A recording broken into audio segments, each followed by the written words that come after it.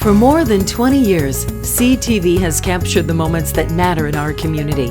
From our studios in St. Clair, you're watching Focus with Paul Dingeman.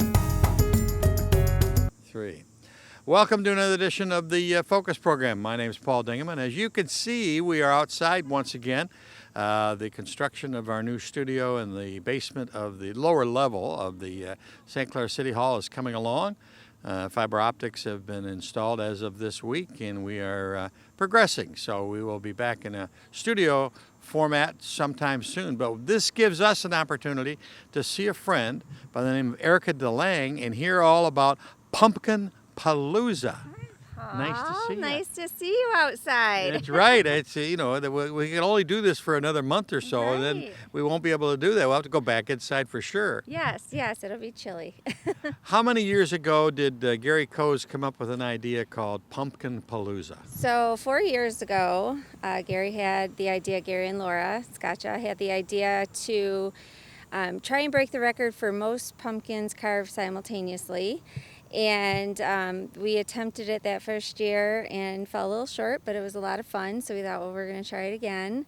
The second year, we unofficially broke the record, so that by 4 pumpkins, which was exciting. But that year, we also did the longest popcorn string and connected Marine City to Sombra. And that was recorded by the company, the world record of some kind. What company? Oh, the Guinness World Record. So we did break the Guinness World Record for the longest popcorn string. So if you get the next Guinness book, we should be in there. Marine City should be in there.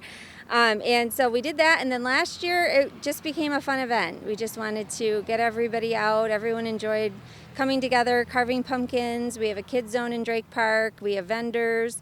The weather was a little precarious last year, which made for an interesting day. The sun came out right when we were going to carve, so we thought that was a gift from Gary, right. saying it's time to carve now. Right. But this year we're hoping for much better weather, and we've actually added some new events. Okay, what are those? So along with the pumpkin carving, which will be here in Nautical Mile Park where we're standing right now, we'll have vendors again, and we're actually setting them up along this park as well so that they'll be in the mix.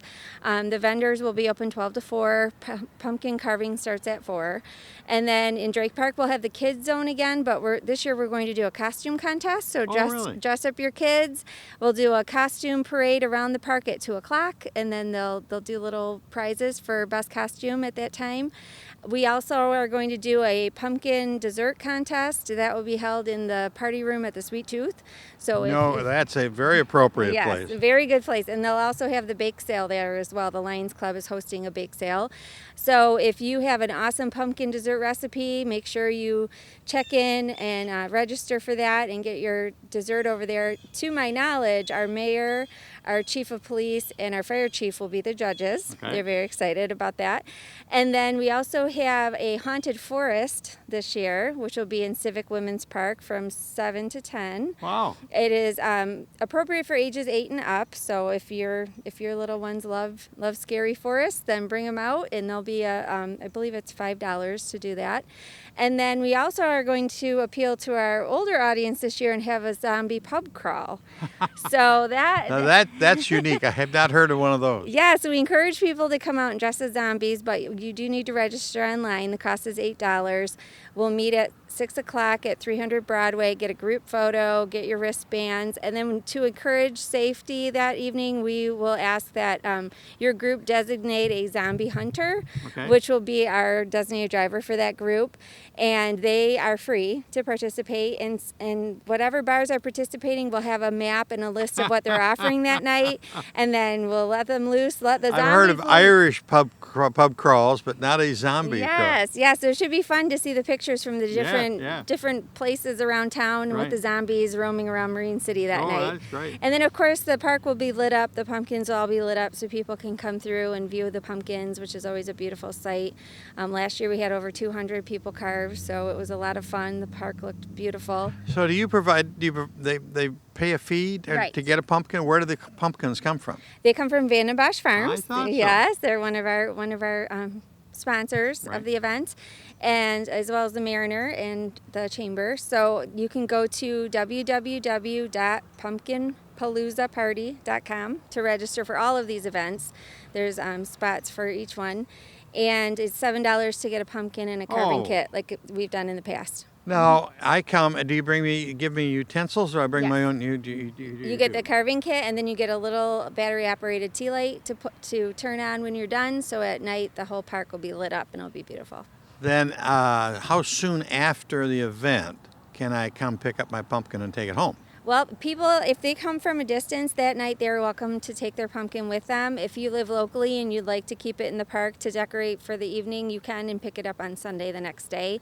In the past years, that Monday after, they've cleaned up the pumpkins just for sake of squirrels and bees. Yeah, right, right. The squirrels and bees like them. Yes, but it's a great way to start your decorating at home if you want to take that pumpkin home and decorate your house. Okay. So, what is the weekend, the date again? October 5th. Okay. So again, the vendors are open from noon to 4. The kids zone is open from noon to 4.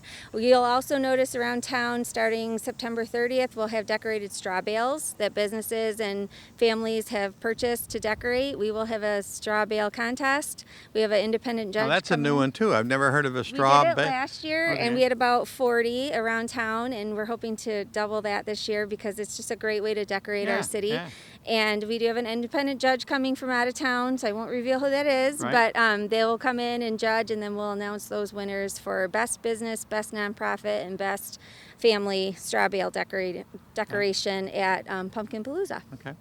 So, that is the beginning part of October.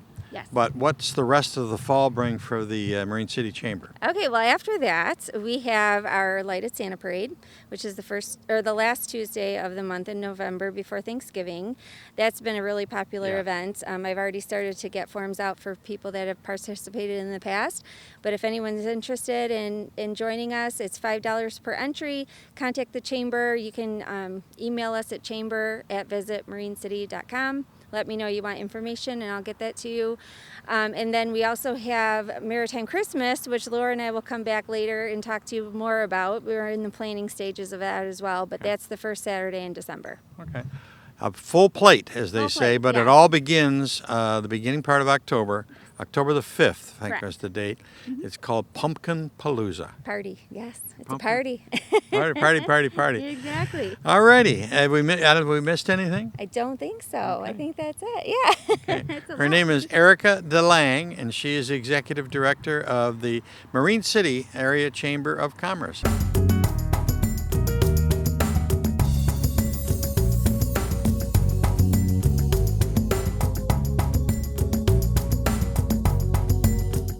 Joining us now from the lobby of Ascension River District Hospital are two brand new additions to this wonderful hospital, this wonderful facility.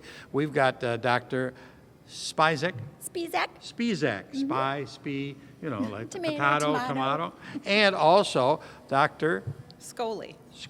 Okay, welcome to both of you. What is your practice? What do you ladies do? Okay, so I'm an obstetrician gynecologist. I've actually been here about 8 years now. Okay. But right now we're really excited because we're part of a huge initiative to decrease the rate of primary C-sections in Michigan. So we are doing a lot of wonderful things for our patients where we're getting them upright, having them use different kinds of birthing balls. We have a jacuzzi. They get more like one-on-one nursing care. And also we're teaching them about early labor at home. And all of these things have been found in large studies to decrease the rate of primary C-sections. So we are working really hard and have been having great results so far and really happy patients. What is the concern over C-sections? Why do we want to see a reduction? The rate of C-sections is important because with C-section there's an increased risk of problems in future pregnancies where there can be some life-threatening issues that can occur related to the C-section scar, and also because of a C-section is an invasive procedure where there can be infection, bleeding, damage surrounding organs. And we like to think of labor and delivery as a nice, normal, natural type of experience. We're really working hard to keep it that way for moms. Over the 8 years, you must have seen this wonderful place just continue to grow. Oh, yeah, and it's great because now we're trying all these innovative new things and just really getting really proud of our hospital and what it's doing. Okay. Yeah. And you are also the same kind of practice? Yes, I am. I'm in obstetrics and gynecology, and I'm a new addition to this hospital. I've been in practice here for almost a year. Okay. And why did you pick this specialty? Well, I love taking care of women and their babies, of course, when it comes to obstetrics. It's an exciting specialty, and it's very important in community-based hospitals and healthcare teams to focus on women's health. Your background, are you from Michigan or? I'm not, I'm from Canada, just a Well, neighbor. we'll accept you. Yes, thank you. And I'm happy to be here and be part of this community and working here towards some of the initiatives Dr. Spizak just mentioned. So the future for your kind of work in the United States and in Canada, what's it hold? Well, I think it's very exciting. Specifically talking about some of the things we're offering to the community here, I'm excited to mention our work towards making women's labor comfortable and a good experience. So some of the things that we offer here that aren't offered in other close by hospitals are nitrous oxide to help women be comfortable during their labor, as well as epidurals and IV pain medications. So we're really focusing on helping make the labor experience comfortable. Well, we welcome you both. And where is your physical practice? Right here next to the hospital. Oh, and next time. We work together, same office, everything, so. Okay, very good. Well, welcome, and thanks for coming to our community and making Ascension River District Hospital even a greater place than it is. Thanks for watching Focus with Paul Dingeman. Focus is produced at the CTV Community Television Studios in St. Clair. For over 20 years, CTV has captured the moments that matter to our community.